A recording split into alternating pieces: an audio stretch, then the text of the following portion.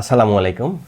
আমি doctor Nurul Alam Siddiqui, orthopaedic consultant. 2016 সাল থেকে অর্থোপেডিক সার্জারি নিয়ে কাজ করছি। 2018 সালে জাতীয় অর্থোপেডিক হাসপাতাল ও পুনর্বাসন প্রতিষ্ঠান নিটোর বা সবাই যেটাকে পঙ্গু হাসপাতাল হিসেবে চেনে, সেখান থেকে আমার প্রথম post graduation diploma degree D অর্থ সম্পন্ন করেছি। 10 বছর ধরেই আমি অর্থোপেডিক সার্জারিতে কাজ করছি এবং বর্তমানে আমি আমার দ্বিতীয় post graduation degree FCPS orthopaedic surgery সম্পন্ন করার পথে আছি। আমার কাজের প্রধান ক্ষেত্র মূলত আর্থ্রোস্কোপি, আর্থ্রোপ্লাস্টি এবং ট্রমা সার্জারি। বাংলাদেশ ছাড়াও সিঙ্গাপুর, মালয়েশিয়া, ভারতে আমি অর্থোপেডিক্স, ট্রমা, আর্থ্রোস্কোপি, আর্থ্রোপ্লাস্টি বিষয়ে উচ্চতর ট্রেনিং সম্পন্ন করেছি। সিঙ্গাপুরে আমি একটি ক্যাটাগরিক কোর্সে অংশগ্রহণ করেছি। ভারতের কলকাতায় আর্থ্রোস্কোপি নিয়ে ট্রেনিং সম্পন্ন করেছি। পাশাপাশি দিল্লি এবং গঙ্গা হসপিটালে আমি আমার ট্রেনিং সম্পন্ন করেছি।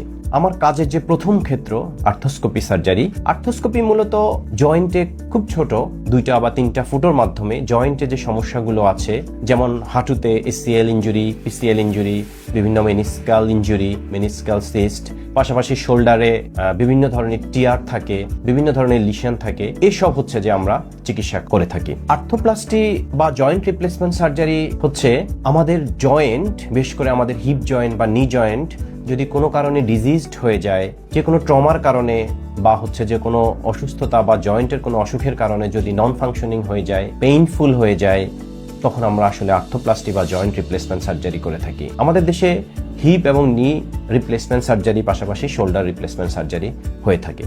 পাশাপাশি যে কোনো অর্থোপেডিক সার্জনের আরেকটি ইম্পর্টেন্ট কাজের ক্ষেত্র হচ্ছে যে ট্রমা সার্জারি। আমরা সকল অর্থোপেডিক সার্জনরাই ট্রমা সার্জারি করে থাকি।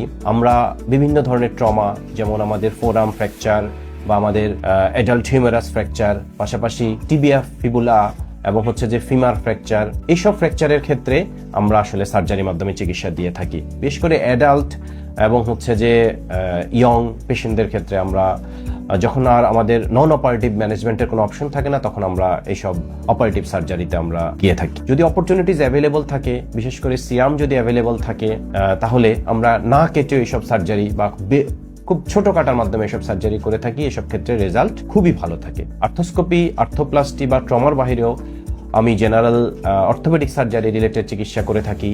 যেমন কমনলি যেসব হয় সার্ভাইকাল স্পন্ডাইলোসিস, ব্যাক রিজিয়নে acute or chronic low back pain, PLID problem, lumbar spondylosis, এছাড়া অস্টিওআর্থ্রাইটিস, অস্টিওপোরোসিস, এগুলো কমনলি হয়ে থাকে এল্ডারলি পেশেন্টদের।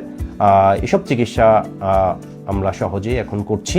আমি হচ্ছে যে ঢাকায় মিরপুর 12তে কিংস্টন হসপিটাল আছে, সেই হসপিটালে আমার রেগুলার চেম্বার আছে। পাশাপাশি উইকলি রামগঞ্জ, লক্ষ্মীপুর এবং হচ্ছে যে চাটখিলে আমার চেম্বার আছে। ফ্রাইডেতে চৌমুহনী চৌরাস্তায় নোয়াখালী অঞ্চলের একটি প্রসিদ্ধ হসপিটাল প্রাইম 2, ওখানে আমি বৃহস্পতিবারে বিকেলটায় বসি। সবাই সুস্থ থাকবেন, আপনাদের সুস্থতা কামনা করছি। ধন্যবাদ।